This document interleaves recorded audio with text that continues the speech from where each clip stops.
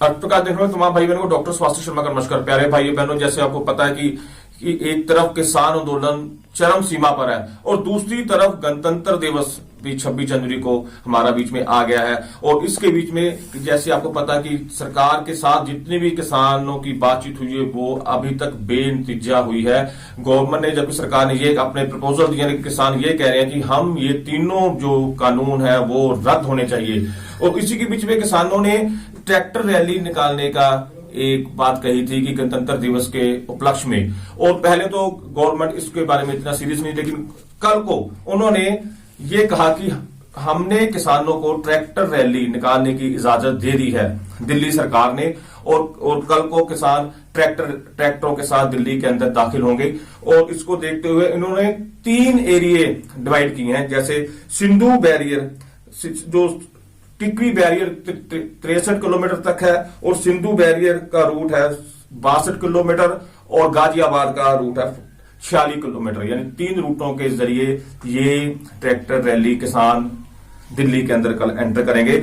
और इसी के बीच में ये देखने को मिल रहा है कि किसानों की वहां पर जो धरने में बैठे उनकी मौतें भी हो रही हैं। आज भी 3 किसानों की मौतें हुई हैं, जिसमें एक पंजाब के हैं और 2 हैं हरियाणा के।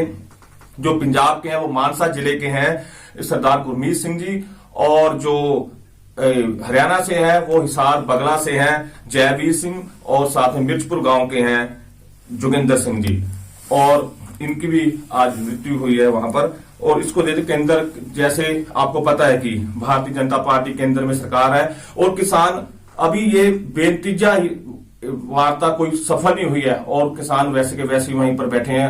आज 60 दिन हो गए इतनी ठंड के अंदर किसान अपने पूरे परिवार के साथ वहां पर बैठकर इन जो 3 कानून है उनका विरोध कर रहे हैं। और इसी के बीच में कल को राष्ट्रीय पर्व है और ये भी देखने को मिला कि सरकार ने पहल भी की है। किसानों को जागरूक करने की जरूरत है इसमें, और किसानों को जागरूक होने की जरूरत भी है कि इस कानून की असली सच्चाई क्या है। और सरकार को भी चाहिए, जैसे बीजेपी, जैसे केंद्र में बीजेपी और बीजेपी जैसे हरियाणा के अंदर भी है, और वहां पर अपने बीजेपी लीडर्स और कार्यकर्ताओं की भी ड्यूटी लगाई थी ताकि वो जमीनी स्तर पर जाकर किसानों को इन बिलों के बारे में, जैसे वो कह रहे हैं कि उनके लिए फायदेमंद है, किस तरह से फायदेमंद है, ये अपने कार्यकर्ताओं की ड्यूटी लगाई। और इसके बीच में केंद्र सरकार ने, जैसे आपको पता है कि कल को, इसी बीच में कल को स्वराज इंडिया के अध्यक्ष जोगिंदर यादव जी की बयान है कि कल का दिन एक ऐतिहासिक होगा 26 जनवरी का, जब यानी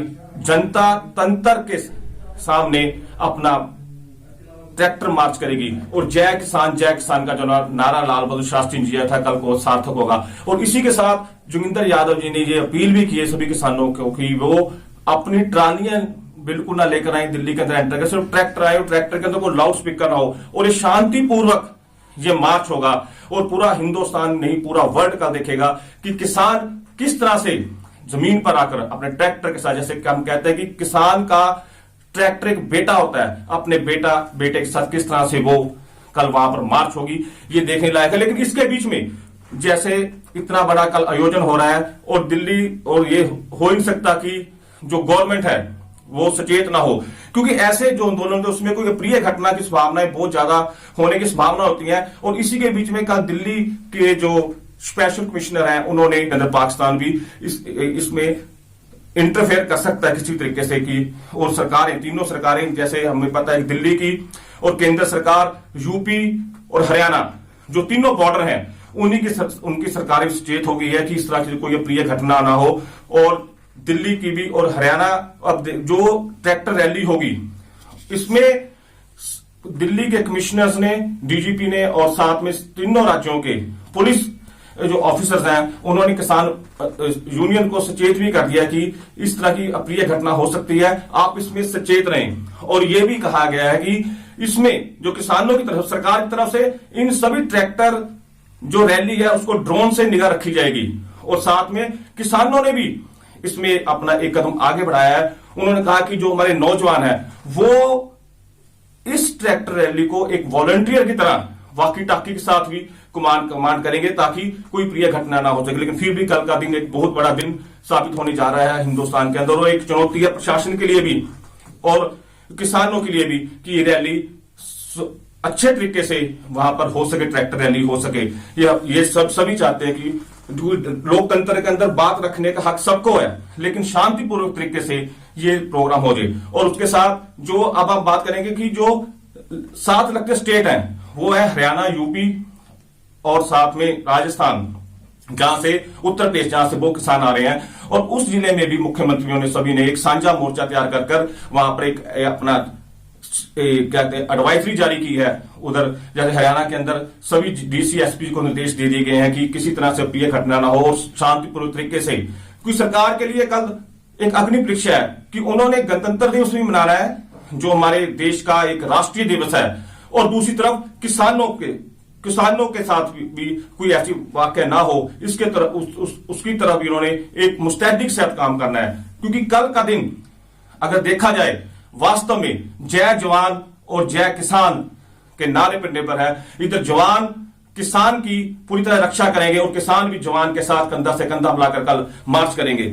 और इसको देखते हुए अब जैसे हमें पता है कि हरियाणा के अंदर, क्योंकि ये 7 लगता बॉर्डर है इसका, सिंधु बैरी के साथ हरियाणा आता है, तो हरियाणा के अंदर किसान आंदोलन का एक व्यापक असर देखने को मिला। कुछ दिन पहले मुख्यमंत्री का विरोध हुआ, तो डिप्टी सीएम का भी विरोध हुआ। इसको देखते हुए जो सीआईडी रिपोर्ट है हरियाणा की, उन्होंने सचेत किया कि हरियाणा के अंदर इस तरह की कोई गड़बड़ी हो सकती है। तो उसको देखते हुए जो पंचकुला के अंदर प्रोग्राम था, ये संभावनाएं है, कुछ संभावनाएं है जो हम बात कर रहे हैं, लेकिन जो प्रोग्राम होगा वो वास्तव में हमको कल पता चलेगा।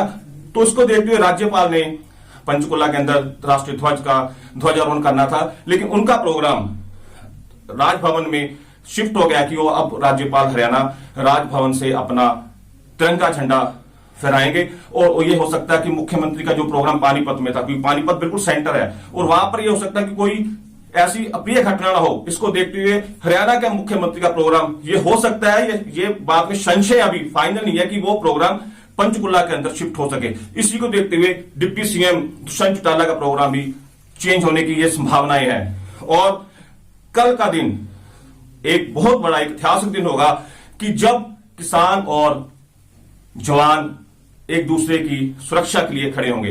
ये थी मेरी डॉक्टर स्वास्तिक शर्मा की किसान आंदोलन पर ये रिपोर्ट, एक्सक्लूसिव रिपोर्ट। ताज़ा अपडेट्स व बड़ी खबरों के लिए सब्सक्राइब करें आज प्रकाश टीवी और बेल आइकन दबाना ना भूलें।